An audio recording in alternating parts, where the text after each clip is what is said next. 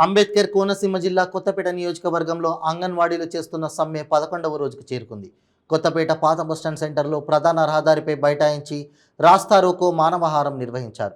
ట్రాఫిక్కు అంతరాయం కలగడంతో స్థానిక ఎస్ఐ రాస్తారోకో వద్దకు చేరుకుని ట్రాఫిక్కు అంతరాయం కలిగిస్తే చర్యలు తీసుకుంటామని హెచ్చరించారు.